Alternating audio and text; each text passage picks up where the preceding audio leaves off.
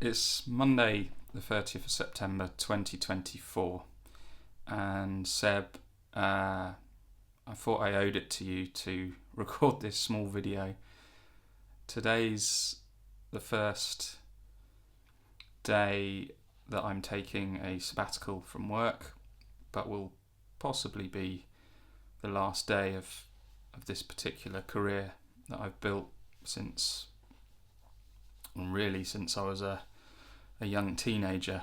I've always been involved in technology as my career and my work, from summer jobs to part-time jobs in between university to most lately working for a company called Arup, who are a fairly large structural engineering firm in their digital division. And I guess I just wanted to share with you my reasoning for getting to this point, so that hopefully one day you can watch this and hopefully understand why at this point in time I think the best move for me, and therefore for you and for mummy, that it's best for me to take this sabbatical and look at other opportunities that present themselves to me. I guess first of all I should give kind of my reasoning as to how I got to where I got and the decision that I made. I've been working for Arup for 5.5 years or so. I got the job just before you were born. In fact, I was kind of spurred on to get a proper job because we found out that mummy was pregnant in, I think, the April time, 2019. And I hadn't got a job because I had just that year before been made redundant from my previous job. In fact, I was the managing director there, and it was a small company that was set up by my dad, your gogo as you call him. And unfortunately that company failed and had to be liquidated, and I was in post and had to basically make everyone redundant in the November time, and so I'd spent some time between November and April just kind of getting my head straight, and mummy and I went on a couple of holidays, and then we found out that you were on your way, which was amazing news obviously, but quite scary that I didn't have a stable job at the time. So I interviewed for Arup, I got the job, which was great. Really my first experience as a consultant, being asked to do consultancy stuff in the space of digital transformation, I guess we'd call it. And that was great. I started the job in the June, and by kind of September, October time, I'd already got my first kind of client work, which was at Heathrow. It was just before you came along in December that I started getting some really bad anxiety issues, and kind of late November, early December 2019, just before you were born, I started having problems with insomnia. And at the time I didn't know whether it was work or whether it was a mix of work and you coming along, and the fact that we were actually just about to move house. We were moving out of our flat in London up to where we're living now, which is in Market Harborough. And I kind of put it down to maybe it's just the fact that all three of those things are happening kind of all at once in our lives. But really, as I've since learnt over the last 5 years or so, I think it was probably predominantly work-based anxiety. The March time after that, when COVID came, March 2020, I managed to get some help in the form of counselling. And with the counsellor, we went through a whole number of things, as you'd expect. And it was really good to get to a bit more of the root of kind of where my anxieties had come from. And it was probably the anxiety that was actually driving the insomnia. Essentially, I think I've discovered that I have certain anxieties about being good enough, being able to perform well enough, being smart enough. And they all seem to be rooted towards an experience, or maybe a couple of experiences that I had at school when I was kind of 10 or 12 years old or so. I don't need to kind of go into it, but it's funny really how some of those events that you don't really think of until you have these kinds of problems and you kind of dig into them with the counsellor, they're subconscious. I didn't really remember the event at all, and it was nothing majorly bad. I got a telling off from a teacher for trying something out, I think, but that had obviously kind of knocked the confidence in myself, and I think it's probably somewhere between that event and an opportunity actually that I took at the same school, probably in the same year, where I had been invited to be one of the people on the stage for a debating event, and it turned out that I wasn't particularly great at debating, and I think those two events kind of knocked my confidence in myself to say, well, one, kind of, am I good enough, which was the teacher that was dressing me down kind of just berated me for trying to organise something essentially on our own and organise something within the school. He wasn't a very nice teacher, and he just dressed me down outside of a classroom. And the second one with the debating thing was about just basically talking myself out of my own argument, which was kind of funny for everyone and kind of funny for me, but I think what I got left with after that was thinking that I wasn't very good at thinking on my feet, not very smart at kind of thinking on my feet, and I think that probably knocked my confidence all the way into adulthood, where in my early adulthood I struggled to make phone calls for work and be on the phone with someone for work purposes, because I thought that if they asked me a question I didn't know the answer to, that I'd look silly or look like I couldn't do my job properly. So I've worked on those things really well over time, but they still affect my day-to-day, and I'd say I probably have been getting kind of bouts of anxiety around work all the way through certainly these last 5 years, because of course as a consultant you're kind of expected to be always on and always performing. That's why your clients buy your services. They want to buy the expertise you have and the skills that you have, and it's charged by the hour, by the day. There's no real room for kind of having a dud day, although of course people would argue that there is, but I had always held myself up as being the kind of person that wanted to give 100% to everything, and I feel like I did quite a lot of good work for clients,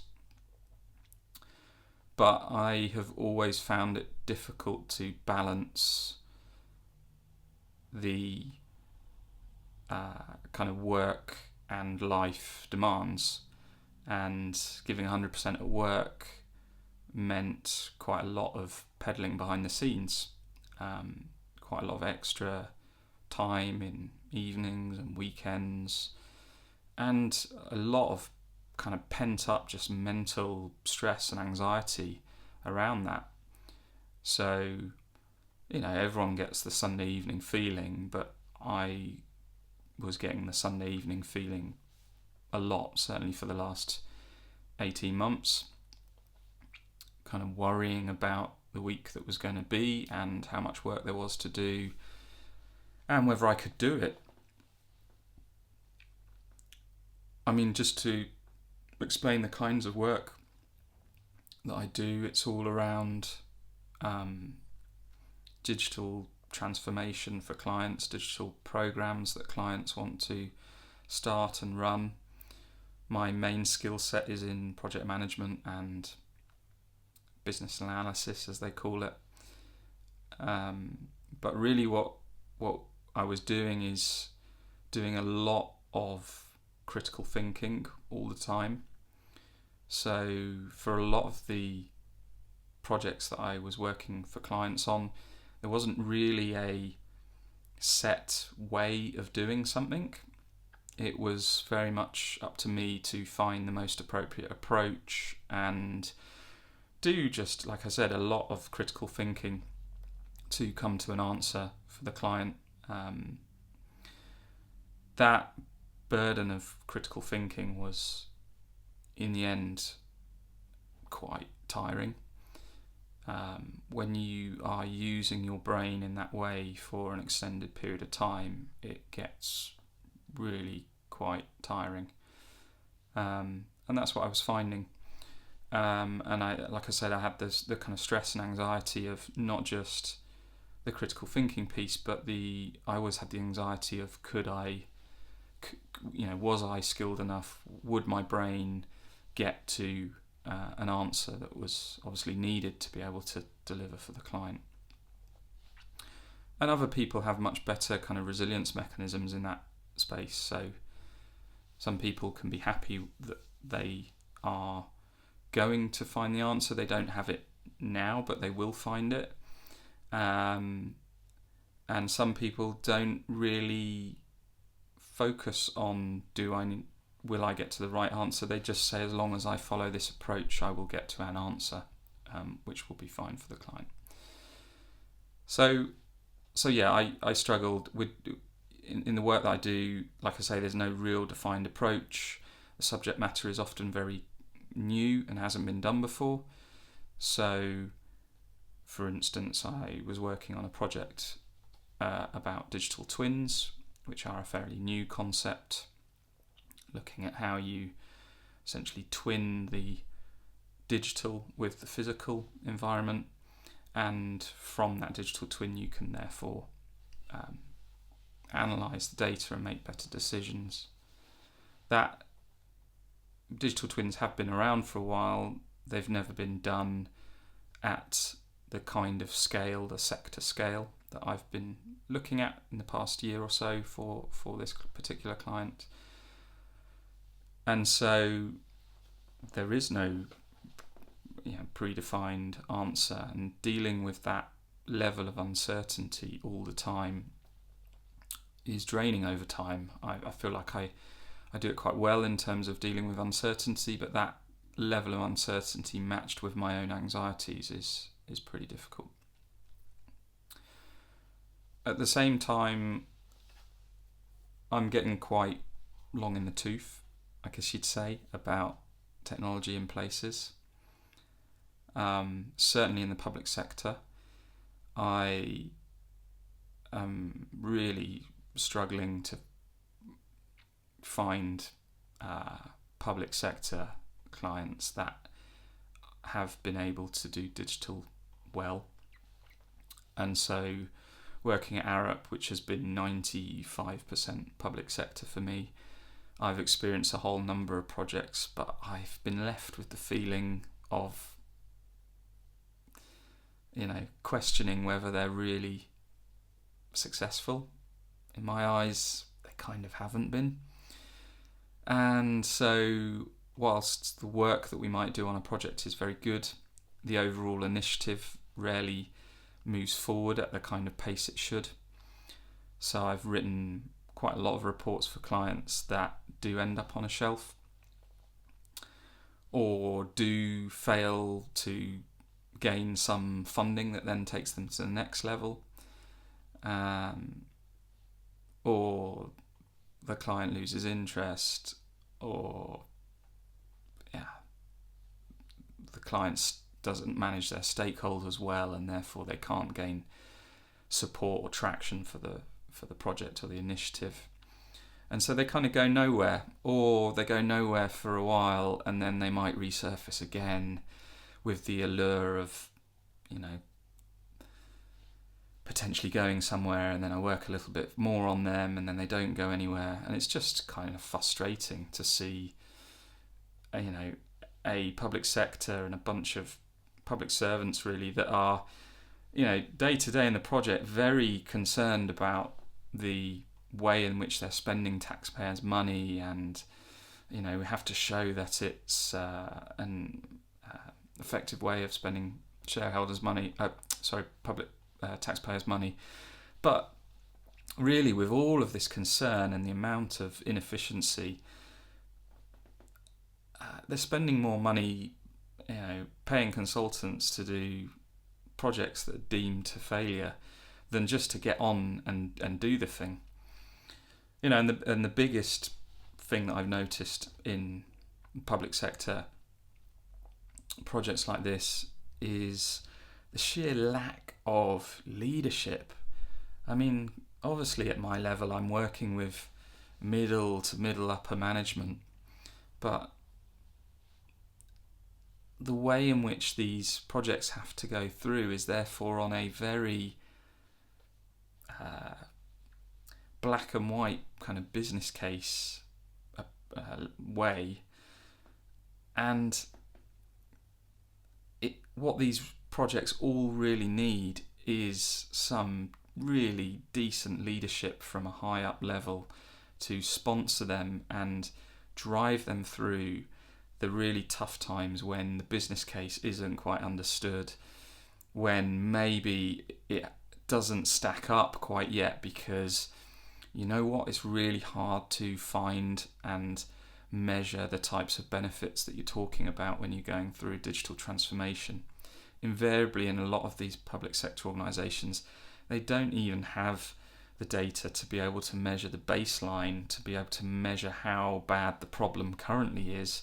And so when we're creating a business case, it's very tough to be able to articulate that business case and the potential benefits that this thing could bring, because we can't even measure the kind of baseline level of the day-to-day currently.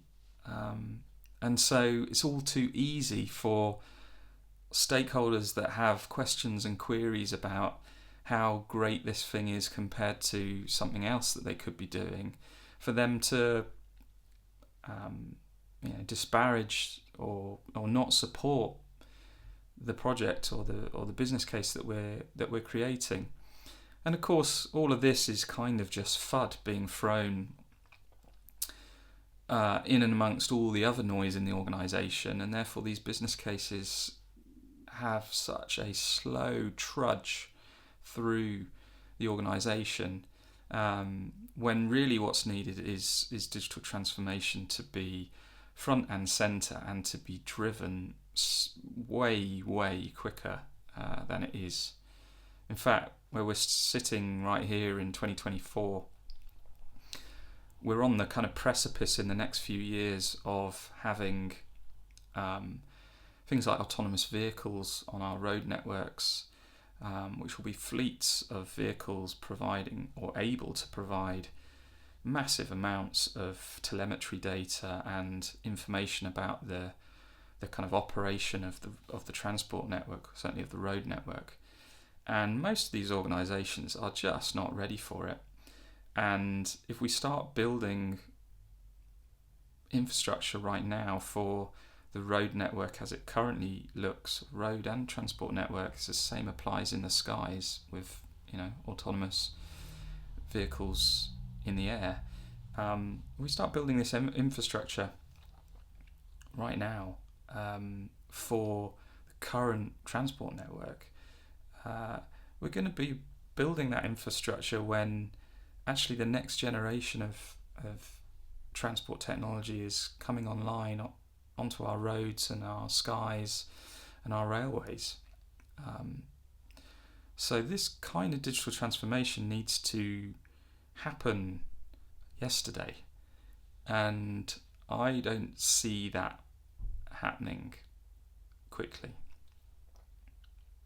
So I guess what I'm saying, and I know this is a long rambling monologue, I have my own anxieties that I have to deal with, and I guess I'll talk about those in a minute. I have doubts about the way in which digital is being done in the public sector, and I have the problems that I've outlined of balancing my kind of work life in consulting with home life, spending time with you as you're growing up and with mummy in our marriage, and having enough positive energy to support both you and mummy going forward.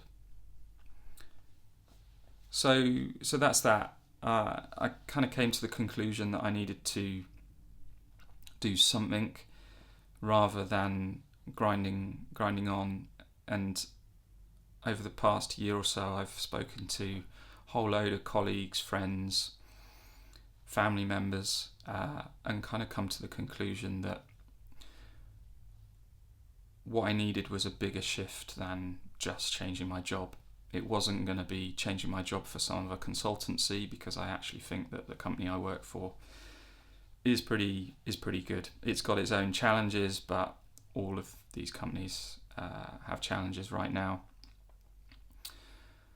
I needed something that was going to be a good enough change, a big enough change, and I've always had a practical side, and I've never been able to explore that in my paid work life, really. I came of age and kind of exited education at a time when, or of a generation when, you had brains, you went to university, there was no real question about that. I was one of the last years before they started introducing fees to university education. So whilst it did cost me, and I took on a student loan for my university education, it didn't cost me the kind of money it's costing kids now, and the kind of money I no doubt it will cost you if you decide to go that way. But I was always encouraged to kind of use the brain that I'd been given and go down a kind of academic route, and therefore take a fairly what they call white collar job at this day and age. But I've always had a practical side, and you know what? Doing DIY, doing practical jobs has always made me really happy. I really enjoy doing gardening in the garden. I really enjoy doing DIY. I've converted our garage into a office for mummy, and a kind of movie games room, and a bar. And so I've always had this feeling and these thoughts about kind of, could I do anything with that? Could I use my kind of practical skills to earn a living? So the two combine, that kind of wonder of could a practical job be something that I could do for a living, and getting to the point in my existing career where I kind of really just wasn't loving it all the time, kind of led me to think, well, why don't I give it a try? And I thought it was really important to to try it, to show you that I was trying something different to make me more happy, make us more happy as a family, and to show you that, you can, if you've been given, kind of skills that I've been given, that you can have a varied career, and it doesn't have to be one thing. And hopefully, I seem to get joy out of learning, out of trying new things. So I hope that in the future you see this video and you look back at this and you think, Dad did that, and that you could do it too. And it might not be moving from an office job to a practical job. It might be something completely different, but at least, hopefully, I've shown you that if you acquire these kinds of skills, you can be quite adaptable and quite resilient, that you can kind of apply yourself to different things when life throws different demands at you. So yeah, this is a video really for you, Seb. Sorry, I know it's been a long, rambling video, but I wanted to kind of log this on this day, 30th of September 2024, just to kind of record how I'm thinking, how I'm feeling at this point in time. And I can't wait to spend more time with you. Not that I've spent, not that much time with you. It's just I want to spend more time with you. I want to be present with you. I want to be present with Mummy, so that we can have a really great kind of family life. So